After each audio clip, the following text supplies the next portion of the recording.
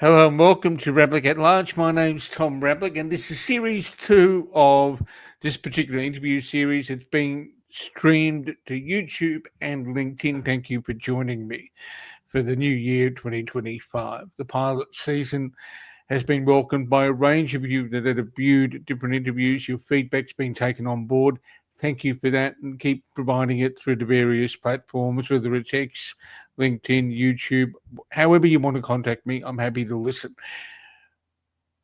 One of the biggest issues that a certain group of people in our community faces, even today, is the ability to feel welcomed and work at ease in workplaces. I'm, of course, talking about the area of disability and accessibility for people in organisations, whether they're public sector, not-for-profit, private sector, it does not matter. There are still difficulties for people with disabilities. Now, to explore this issue is someone who's got both lived experience and professional experience in dealing with how you handle corporate culture and how an entity like an accounting firm, for example, deals with issues of disability and inclusion. Dani Fraillon is a partner at Deloitte. She's also somebody who has significant experience across not-for-profit and also personally about the way in which disability impacts, disabled people are impacted on by a workplace. And we're going to explore that right now. Dani, thank you for joining me. Thank you for having me. Absolute pleasure. Now, before we dive into some of the things that still would trouble you and certainly myself on where we're at with 2025, can you explain briefly what it is you do at Deloitte with respect to corporate culture and partner development? Sure. So my role is Head of Partner Enablement, which basically means my job is to look after the 800 to 1,000 partners we have at Deloitte in the areas of leadership succession, development, culture, and all things sort of partner coaching as well. Okay. And now, where does accessibility and disability fit into all of that within Deloitte first? Yeah, great question. So as part of our values and as part of the way we work at Deloitte, we have a very large commitment to disability in all its forms. And so what we mean, disability or accessibility and inclusion in all its forms. So what we mean by that is that disability is part of a broader view that we want everybody at Deloitte to have a sense of belonging and to feel included in everything that they do at work. And that's a really important, it's a very big commitment, but it's a very important commitment. And the thing that I love about the way in which we're approaching it is it's more about creating this sense of belonging and sense of inclusion than it is about saying, well, here's a gender thing we're doing, here's a cultural thing we're doing, here's inclusion from a disability perspective. And more, how do we bring all that together, sort of intersectionality, if you like, because people with disability, people who come from different cultures, people who are Indigenous, all require similar and slightly nuanced differences in their ability to bring their best self to work. But a lot of that is not different to how you and I would want to bring our best self to work. So, wrap all that up into what is the culture that we're trying to create at Deloitte, and inclusion is a very important part of that. Now, when you and I spoke for an audio podcast a little while before Christmas, we spoke about some of the significant issues I've encountered, growing up with disability. Mm-hmm. It troubles me that Deloitte, in its work on looking at accessibility, still finds that disabled people are not being as well accommodated in 2025 as some individuals out there might think ought to be the case. What are the problems that we're still seeing? So we're seeing problems fundamentally in the way in which society views disability. And when you have problems fundamentally with the way in which society views disability, that then translates into organisations. Where I think Deloitte is moving in the right direction is by having real clarity of who are the people who are going to help to drive this, because you need that in any organisation. You need an inclusion, particularly from a disability perspective, to be driven by a range of people, and be careful that it's not just those with disability. Because I think then they end up, and we've seen this in many of our clients as well, they end up having two jobs. One, the job that they were employed for, and the other is increasing inclusion across the organisation. So it's really important that we raise the level of issues or opportunities that Deloitte has, certainly, much more into the senior leadership, senior roles, executive roles, such that everybody understands where the problems are and then has a commitment to do something about those. So part of the problem, I think, in organisations is the fact that typically there are a small group of people who sit in DEI who do this work, whereas actually from a cultural perspective and a true inclusion perspective, it should be everybody in the organisation that is involved in this work.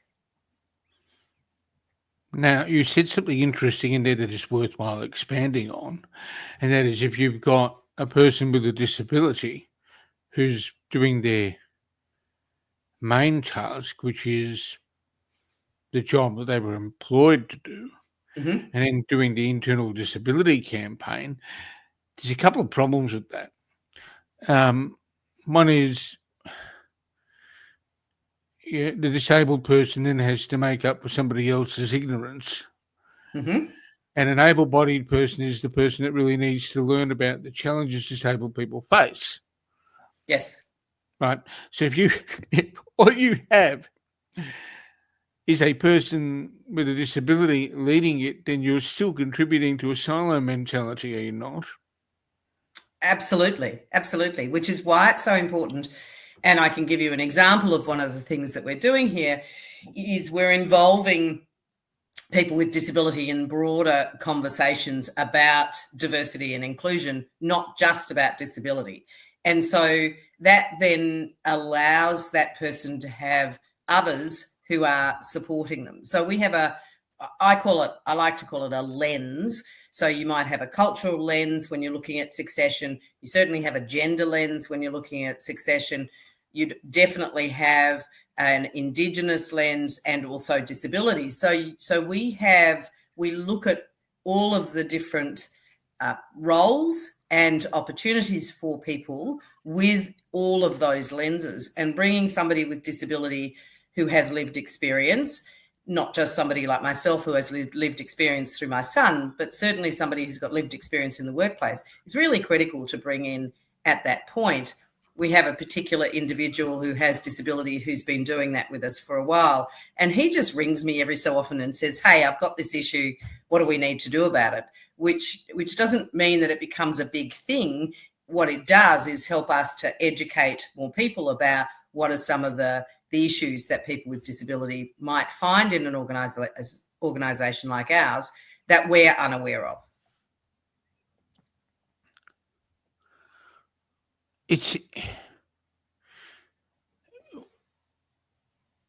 To what extent are we progressing in organisations and the community where eventually we won't need to have a department that some people call, diversity, equality, and inclusion? It's interesting that we do have that department. It's interesting that we do elevate these issues to this is the box in which all these issues fall into, but it can also create an environment where some people in an organisation then point at, the box labelled DEI and say, well, that's their problem, not mine. Yeah, look, we had a really interesting discussion about one of our clients that we're doing some work in at the moment. They're in a particular industry that is typically male dominated. And we were talking about a competitor of theirs that happened to have done a really good job of getting more women into more senior roles. And I'm using this as an example because we were, in the work that we're doing with this client, we're looking across all lenses of disability, and all lenses of diversity and all lenses of inclusion. And I was asked the question by another partner, why did it work so well in this other organisation? And I think fundamentally, we need to be thinking about what are the values of the organisation, and therefore, how does inclusion sit within those values? And how do we take, for example, a value of, say, care and broaden that out to care for everybody regardless of gender, race, disability, and make it part of the fundamental fabric of the organisation. And that, I think, is that's when it works, is how do we make it such that people don't feel disenfranchised? There are a lot of men at the moment that do feel disenfranchised by the move in gender and, the move away from inclusion in some organisations because of the people feeling disenfranchised. How do we broaden it out such that, as I said, it's one of those things that all people feel they belong? So rather than putting it into boxes, actually, as I said, make it part of the fabric of the organisation. And that is the challenge, because if I look at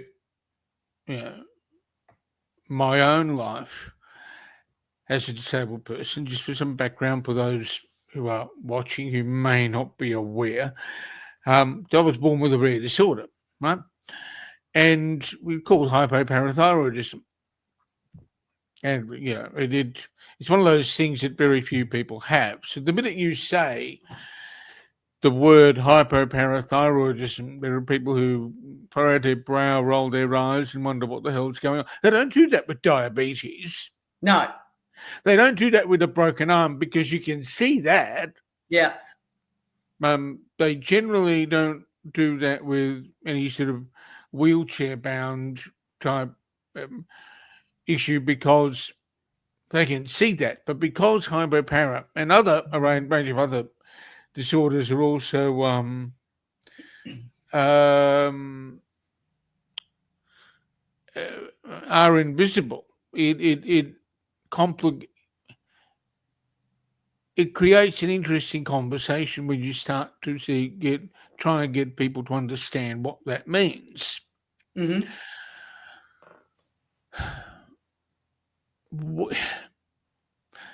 How do you encourage people to have that conversation with their colleagues in a workplace? Because on the one hand, health is a personal matter, right? And it can be challenging to have that discussion. On the other hand, if you're talking about it and enhancing somebody's understanding of the world around them, almost as if you're educating someone, an unpaid teacher or tutor,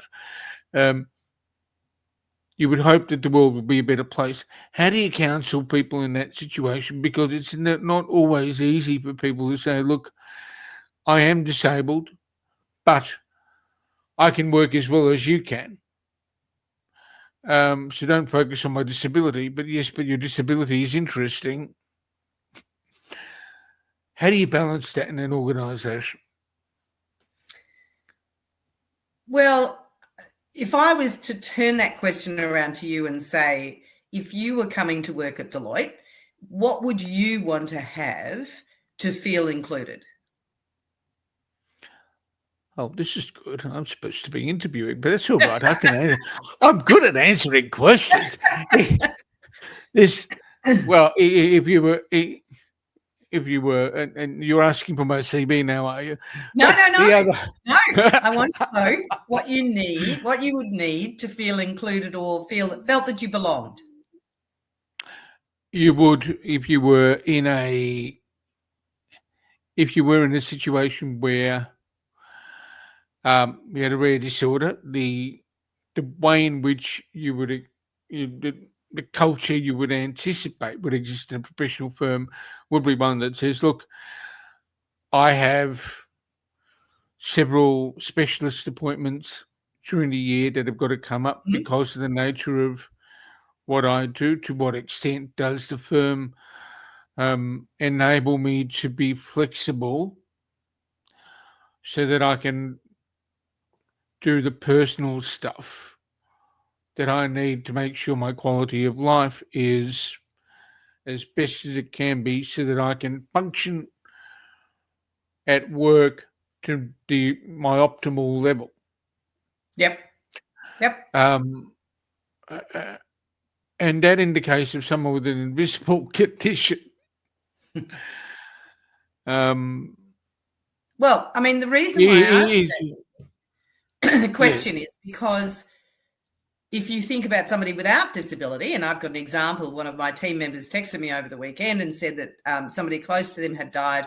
Was it okay if they went to the funeral today, they would work either side? And I said, absolutely, of course you should go and don't work either side, because it's really important that you take time. All of us have things that require us to take time out of work.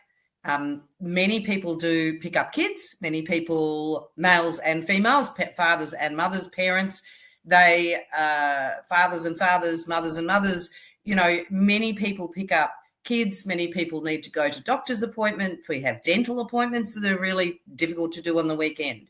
So I look at it something like what you're talking about and say, of course you're going to have medical appointments. And so let's just make sure that we've got a really good communication, such that I know when you're taking those, and that there's an enormous level of trust. So for me, so much of, and when I was running a disability organisation as CEO prior to coming to Deloitte, so much of working with people with disability and understanding their requirements at work is just asking questions and creating an environment where they're comfortable, people with disability are comfortable in being able to say, these are my requirements. I had a great example. I had a woman, a highly intelligent woman who worked for me, physically very disabled. She had muscular dystrophy. And one day she couldn't come into work because her wheelchair had broken down. And she rang me and said, I can't come into work. I can't actually get out of bed because my wheelchair's broken down. My main concern was that she had somebody coming to fix the wheelchair rather than what work she was going to get done, because she was an amazing person, an amazing employee who got through incredible amounts of work.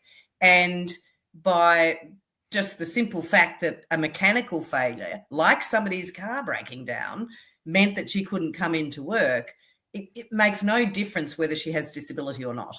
And this is the hard thing, I think, because we place so much weight on what the disability is, whether that person is going to be able to function as well, when actually the vast majority of needs that a person with disability has from a job perspective is no different to a person without disability.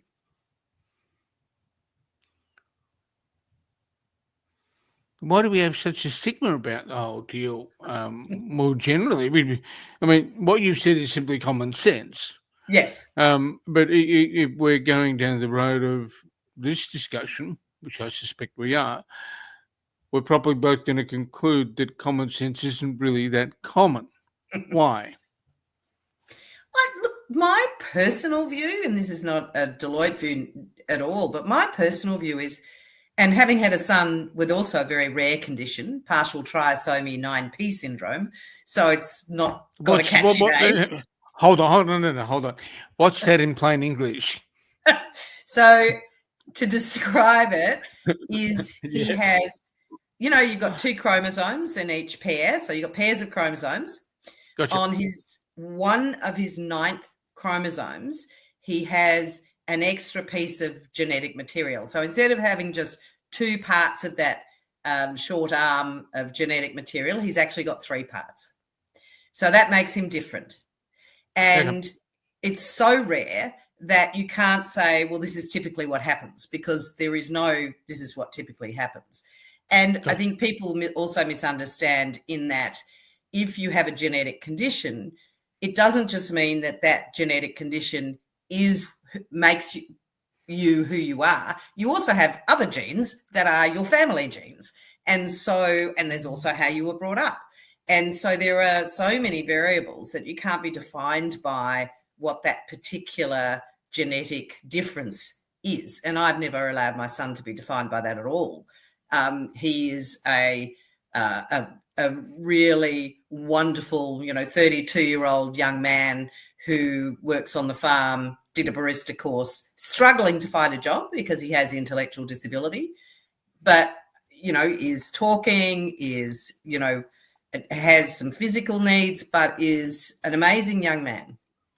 So not defined by his disability. And I think for me, when I was talking to people as his mother, it's a bit of there, but for the grace of God go I. So I think there's such a fear around it. One day I got a phone call from a very nice older gentleman who was wanting me to give money to a charity.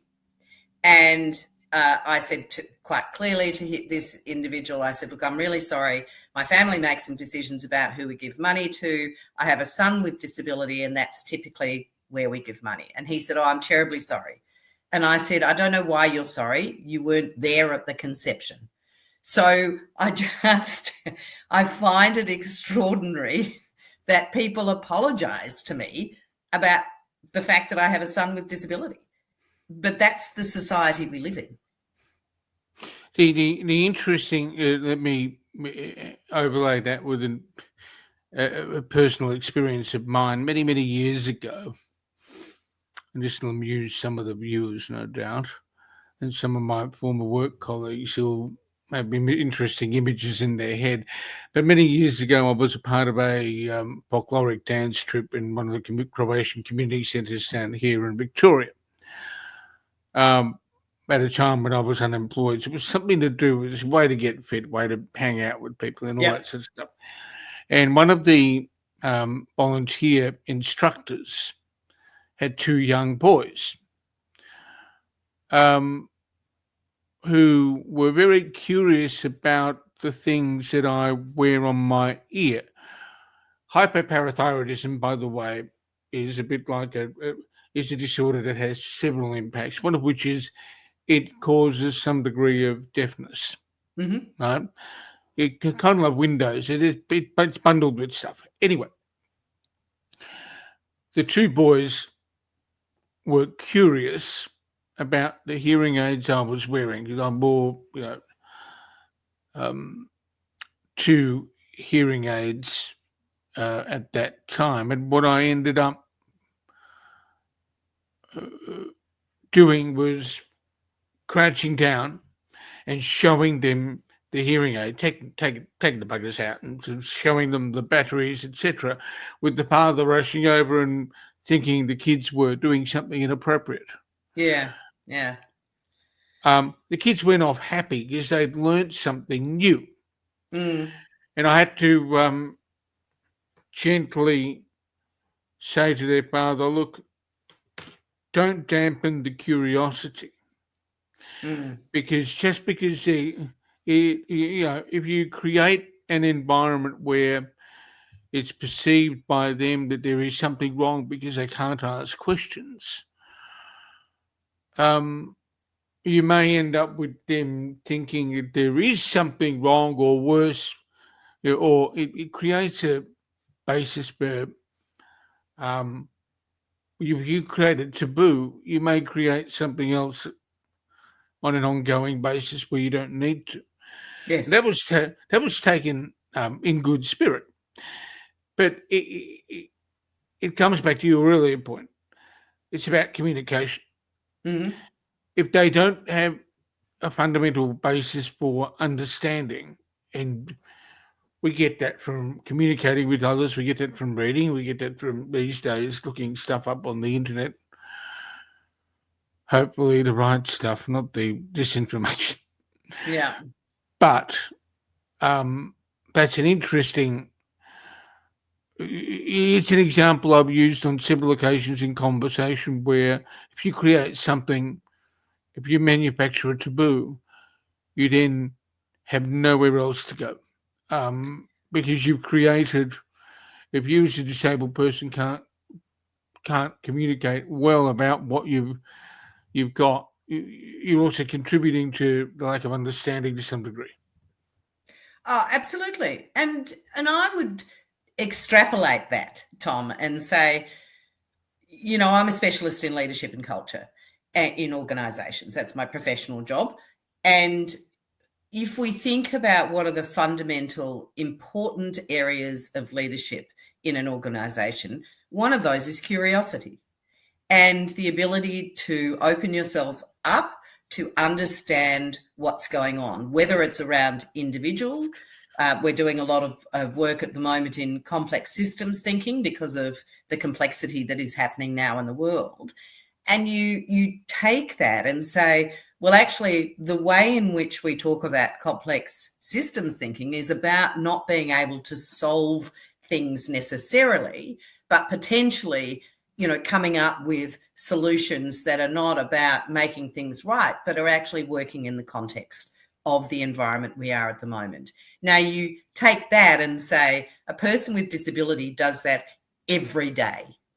And I don't think we actually harness the complex systems thinking capability in that people with disability have, having worked with many over a very long period of time, to be able to help us solve bigger problems. So not only are we hampering the simple right that everybody in Australia should have the right to work if they choose, by not employing more people with disability, we're actually hampering to a great degree organisations like ours' ability to think differently and to take on some of those ways of working that a person with disability naturally has to have because their world is complex and different.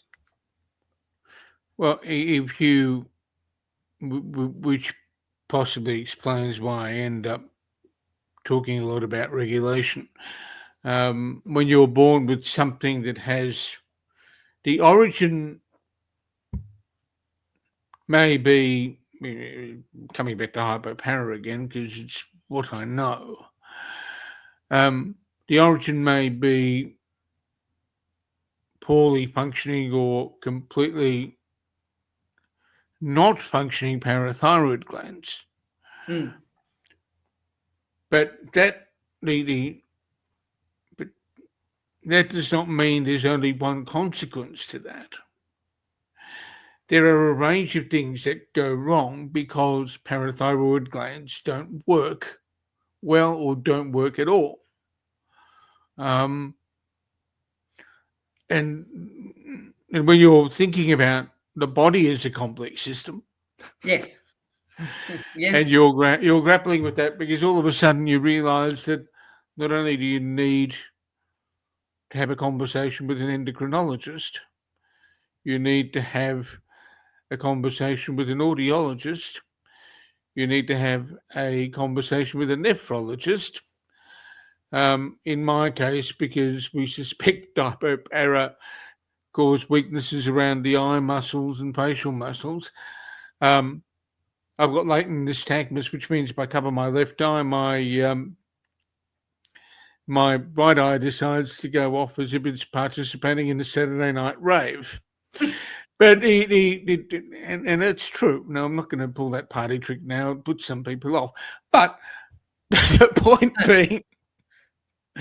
point being, one thing can cause many others, and then you need various experts and specialists to handle all of that.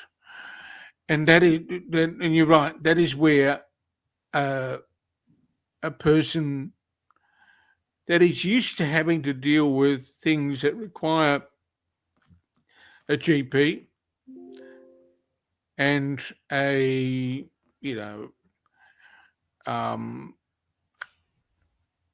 other specialists, without going into all the ists that I mentioned earlier, Yeah.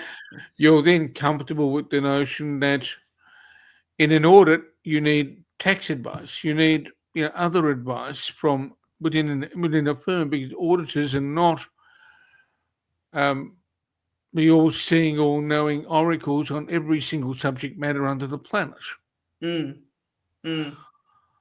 Which then leads to, obviously, another debate that we're not here to have, because we're talking about disability and how disabled people function in the workplace, as to whether accounting firms should split the audit from other expertise, etc. And that becomes a fascinating issue. Deloitte did some work recently looking at attitudes in disability. What were some of the findings, if you could recap those from the work you did prior to Christmas? Yeah, so it relates back to what we were talking about with regards to wanting to have time for medical appointments, etc. So one of the key areas that people with disability, and this is a global study, commented on was flexibility from a hourly perspective. So flexibility in the workplace with regards to the time that they worked. And whilst that isn't necessarily a huge adjustment, a workplace adjustment, it's classified as a workplace adjustment. And that was the chief one that was not given to so many people with disability, and yet that was asked for the most. And if we go back to my example before, workplace flexibility is given to people without disability as well. And so therefore, why are we classifying it as a workplace adjustment for people with disability? It's a conversation. It's illogical. Yes, absolutely. If a person without disability is able to be flexible, but you then give the same accommodation to a person with disability, why does that become a workplace adjustment? Or does the entity want to feel good that it does workplace adjustments for disabled people when somebody else gets the same? Yeah, absolutely. And it's like some workplace adjustments on the types of screens that you might have, or a particular program you might want to have. If you look sensibly about it, people within an organisation like ours, because we have consulting and audit and tax and legal and strategy and risk, so we've got a broad range. We also have a marketing department, an HR department. All of those people will require different programs or different things for them to do their work effectively. And yet, for a person with disability, we talk about it as a workplace adjustment. As I said before, all of us have workplace adjustment. All of us want to have some flexibility with work, and yet we label it for a person with disability. Fair call that sometimes there are things like a JAWS screen reader that neither you nor I would need, which of course helps people who are blind or have low vision to read a screen or to listen to the screen. But they're fewer and further between, and this global study showed that.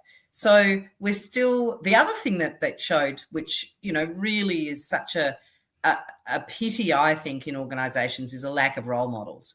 So because we struggle having people with disability in our organisations, having people more senior in organisations who identify as having disability, and that's, I think, a really important one, because there would be a lot of senior people, 20% of the population basically have some form of disability.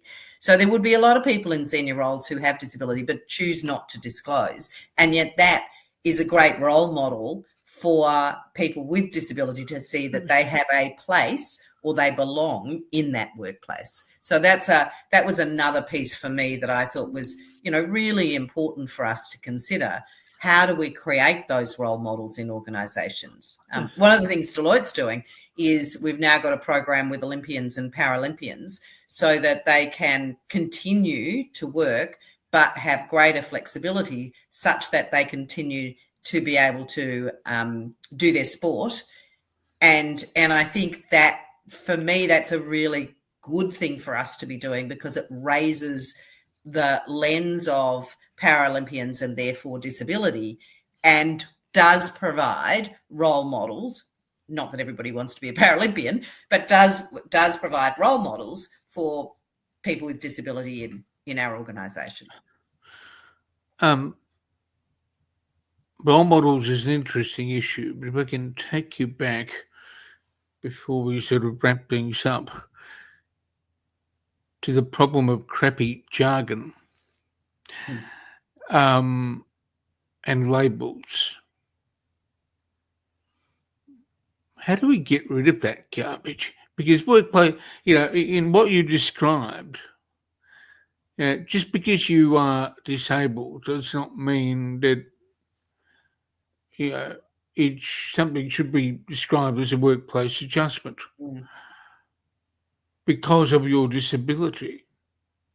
How do we get to a point where we're actually simply just dealing with people? That's the $50 million question, Tom. I wish. I'll go and dig up an answer, and you give me the 50 million, and we'll be fine. Yeah, it's got to be a good answer. I'm known for occasionally coming up with a good one, Dani, but never mind. Look, having been involved in the sector for 30 years, I've learned and become such a better person and such a better leader as a result of understanding and allowing myself to be curious and put myself in other people's shoes where possible. You can't do that all the time by any means. Of course. And the privilege of leading an organisation that predominantly employed people with disability. I can't understand why we don't. It's a way of thinking that most people just don't have. And that in Australia, we could go back, we won't now, but, you and I could talk about the history of disability in Australia. And when my son was young, a very good person sat me down over a coffee and described it to me, which actually explains a lot of what we're talking about. Because in Australia, as opposed to some of the Nordic countries that approach disability differently, we approach people with disability and put them into institutions. And so they weren't seen. And so we've still got this generation of people who've been through that, who can't get their head around the fact that people with disability have the right to live as we all do in society and should be given those opportunities. And thinking about the social model of disability as opposed to the medical model, which is what, of course, has been historically the case. So I think some of it's historical. I know my kids, respond differently to their brother who has disability than people of my age do. And I'm hoping that the generations of people that come through are starting to make that change. But to go back to where we started, I think it's a societal change that still needs to happen, that's going to have to drive some of the organisational change. And then some of the organisational change can also start to drive some of the societal change. So the two need to work in harmony. The other $50 million question is, how do we make that happen? That's a subject for another podcast. And I'll pick you up on that last statement, as you probably. And Dani, the work you do is quite interesting. Where can people learn more about what Deloitte does in the leadership and culture space? Certainly our website. That's worth having a look at. We've got a whole consulting arm that looks at culture and leadership and works in and with diversity, inclusion and equity, as it's often called now, organisations. I do some client work in that space, which I love. And I think we're leading edge in that space. So certainly going onto the website, contacting me through you would be great. And I think, the more of us that can be doing this type of work and increasing leadership and culture efficacy in organisations, the better. Danny, thank you so much for joining me. It's been a fascinating discussion, and and I do hope that some people reflect a bit more on where they're at with how they deal with the world around them. So thanks for that. Thank you. Thanks for the opportunity, Tom. My pleasure. That's the first episode of series 2 of Ravlic at Large. You can go back and see series 1, the 8 interviews I did prior to Christmas 2024, on the YouTube channel Ravlic at Large. There will be a lot more coming in the next little while, so keep your eyes peeled on on the various channels, either LinkedIn or YouTube. And I'll be with you with more shortly. But thanks for watching.